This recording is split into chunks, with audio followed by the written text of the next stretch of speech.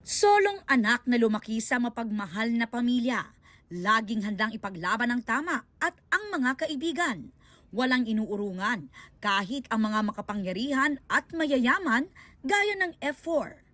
Yan ang iconic character ni Sanchai na ginampanan ni Barbie Hsu sa hit Taiwanese series noong early 2000s na Meteor Garden. Karakter na minahal at tumatak sa iba't ibang panig ng mundo kabilang ang Pilipinas. Kaya labis na nagluluksa ang fans sa biglaang pagpanaw ni Barbie sa edad na 48.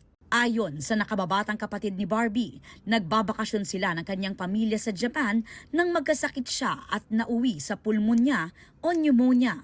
Ito ay isang uri ng acute respiratory infection na kadalasang dulot ng virus o bakterya. Bagamat nagagamot, pwede itong maging life-threatening.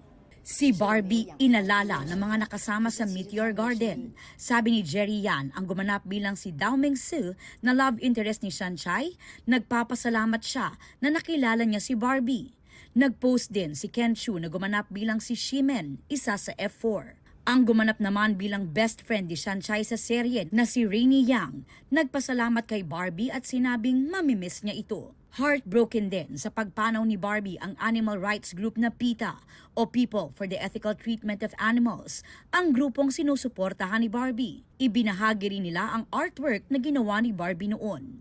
Naulila ni Barbie ang kanyang mister na si South Korean artist DJ Koo at 2 anak mula sa kanyang ex-husband. Ang mga Pinoy na pareminis rin sa di nila malilimutan tungkol kay Barbie at sa Meteor Garden. Sabi ng isa, lagi siyang nagmamadali pa uwi noong siya'y nasa elementary pa lang para maabutan at mapanood ang serye. Ang isa naman aminadong hanggang ngayon ay inuulit-ulit ang panonood sa serye. Merong ding nagpahaba at nagpa-rebond ng buhok dahil na-inspire sa hairstyle ni Sanchai.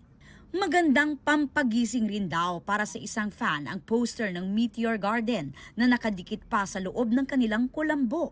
Gaya ng kanyang iconic character, lumipas man ng maraming taon, mananatiling buhay sa puso ng mga nagmamahal at mga tagahanga ang iniwang legacy ng isang icon, si Barbie Hsu. Para sa GMA Integrated News, ako si Aubrey Carampel, ang inyong saksi. 每一块肉，每一个动物，只是我没有养它，我不认识它。可是其实它们的生命。 Mga kapuso, maging una sa saksi. Mag-subscribe sa GMA Integrated News sa YouTube para sa iba't ibang balita.